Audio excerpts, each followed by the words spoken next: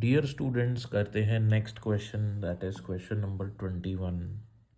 Question कह रहा है a straight wire of mass 200 ग्राम। आपके पास एक स्ट्रेट वायर है, मास उसका 200 ग्राम है, लेंथ उसकी 1.5 मीटर है, करंट उसमें 2 एम्पियर का है।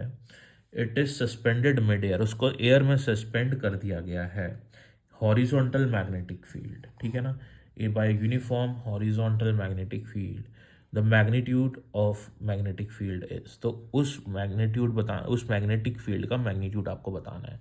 तो एक्चुअल में ये वायर कुछ ऐसे एक प्लेन में रखी हुई है, राइट। तो अब आपको और अच्छे से क्लियर हो जाएगा, ये एक प्लेन है, ठीक है, और मैग्नेटिक फील्ड हॉरिजॉन्टल है। हॉरिजॉन्टल बोले तो ऐसे, ठीक है ना, इस डायरेक्शन में आपकी मैग्नेटिक फील्ड है। तो हॉरिजॉन्टल ये होता तो ये वर्टिकल हो जाता, और इसको, ये हॉरिजॉन्टल प्लेन है हमारा, इसमें कोई भी डायरेक्शन हो सकती है। This is also horizontal, this is also horizontal. तो मैग्नेटिक फील्ड हमने माना कि मैग्नेटिक फील्ड की डायरेक्शन ऐसे है कुछ, ठीक है।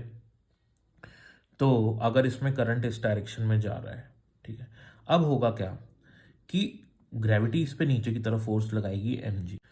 तो उस ग्रेविटी फोर्स को बैलेंस करने के लिए इस पे मैग्नेटिक फोर्स लगना चाहिए ऊपर, क्योंकि अगर इस पे मैग्नेटिक फोर्स ऊपर की तरफ लगेगा तो वो इस ग्रेविटी फोर्स को बैलेंस कर देगा, और उस कंडीशन में ये वायर ना तो नीचे जाएगी ना ऊपर जाएगी, तो एयर में हैंग करेगी। तो मैग्नेटिक फोर्स ऊपर तभी लगेगा जब मैग्नेटिक फील्ड की डायरेक्शन उस साइड पे होगी, मतलब स्क्रीन के अंदर। तो हम कैसे निकाल सकते हैं मैग्नेटिक फील्ड की डायरेक्शन, या फिर मैग्नेटिक फील्ड की वजह से लगने वाला फोर्स। तो मैग्नेटिक फील्ड की वजह से लगने वाला फोर्स हम निकालते हैं इस फॉर्मूले से, F equals to I L cross B. यहाँ पे L हमारा फर्स्ट वेक्टर है, B हमारा सेकंड वेक्टर है, और F हमारा थर्ड वेक्टर है। ये फॉर्मूला हम यूज़ करते हैं जब हमको किसी करंट कैरिंग वायर को मैग्नेटिक फील्ड में रखा जाता है, जब किसी करंट कैरिंग वायर को मैग्नेटिक फील्ड में रखा जाता है और उस पर हम मैग्नेटिक फोर्स की स्टडी करते हैं, तो ये वाला फॉर्मूला यूज़ करते हैं। तो हम क्या करेंगे, राइट हैंड की फिंगर्स को फर्स्ट वेक्टर की तरफ पॉइंट करेंगे। फर्स्ट वेक्टर हमारा जो है वो करंट की डायरेक्शन में लेंगे, जिस डायरेक्शन में करंट होता है वही हमारे फर्स्ट वेक्टर की या फिर एल वेक्टर की डायरेक्शन होती है। तो मैंने अपनी फिंगर्स को फर्स्ट वेक्टर की डायरेक्शन में पॉइंट किया। मेरा जो पाम है वो स्क्रीन की तरफ फेस कर रहा है, अंदर की तरफ, क्योंकि मैग्नेटिक फील्ड अंदर की तरफ है, उस साइड पे है।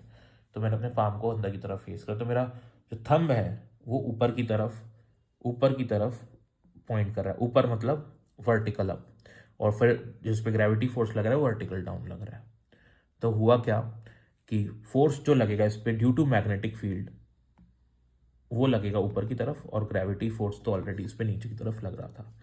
तो मैग्नेटिक फील्ड का जो मैग्नीट्यूड होता है, ये जो मैग्नेटिक फोर्स का मैग्नीट्यूड होता है, ये जो फोर्स मैंने बनाया इसको लिखते हैं BIL साइन थीटा, ठीक है। अब यहाँ पे साइन 90 है, मतलब L और B के बीच में एंगल 90 डिग्री है। L कौन सा, L की डायरेक्शन ये है, B की डायरेक्शन स्क्रीन के अंदर है, दोनों के बीच में 90 डिग्री एंगल है। तो इसी फोर्स को मैं ऐसे भी लिख सकता हूँ BIL साइन 90। तो साइन 91 होता है। तो ये जो मैग्नेटिक फोर्स लग रहा है, ये जो मैग्नेटिक फोर्स है, इसकी वैल्यू है BIL, है ना। तो ये जो BIL है इसको mg के इक्वल कर देंगे। तो यहाँ से हमारा B क्या आ जाएगा, mg/IL। mg और IL सबकी वैल्यू हमको गिवन है, वैल्यू सब्सटीट्यूट करके हमारा आंसर आ जाएगा।